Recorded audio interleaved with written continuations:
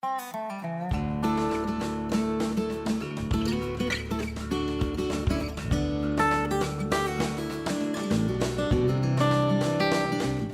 I'm John Hood.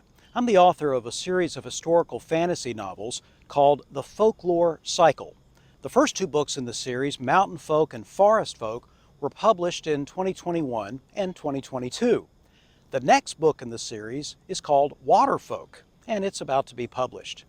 This is the fourth in a series of videos we've prepared to give you an advanced look at the world of water folk.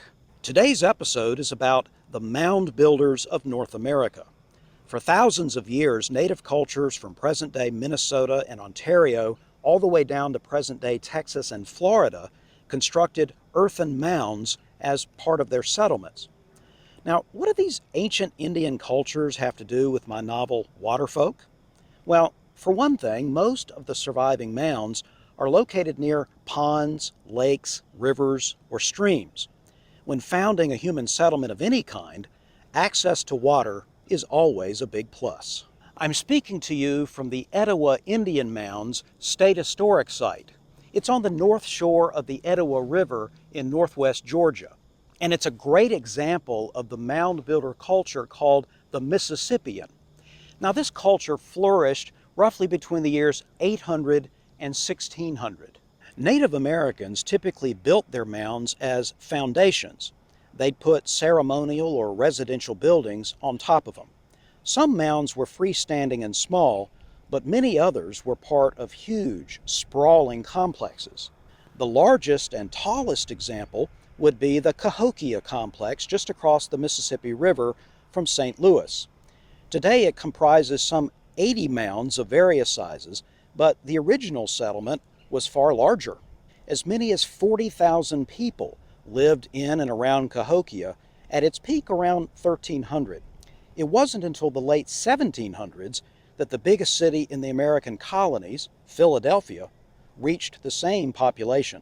The second tallest of the Mississippian culture sites is this one, Etowah. I'm standing on Mound C, and behind me is Mound A. It measures 63 feet. That's about the height of a 6-story building.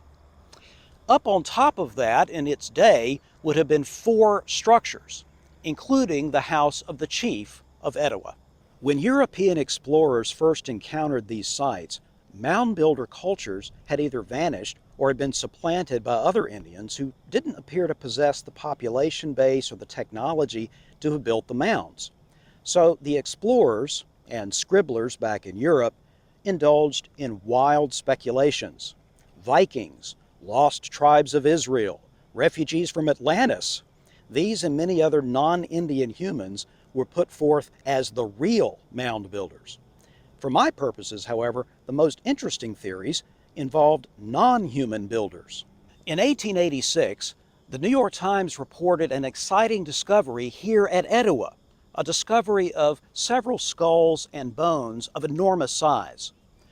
An expert told the Times that they must belong to giants who stood at least 14 feet tall. Now, it was good advice then, and it's good advice now.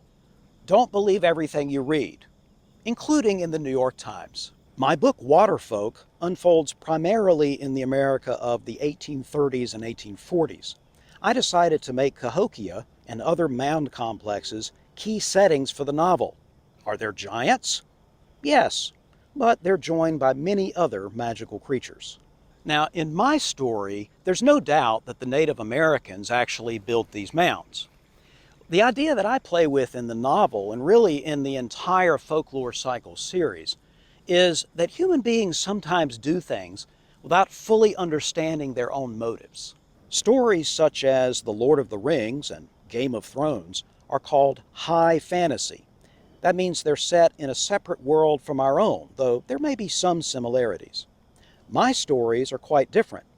They're called historical fantasy, set in a past version of our own real world, though with mysterious and magical elements. In future videos, I'll give you even more glimpses into the world of water folk. You can always go learn more for yourself by visiting the website for the book series. That's folklorecycle.com.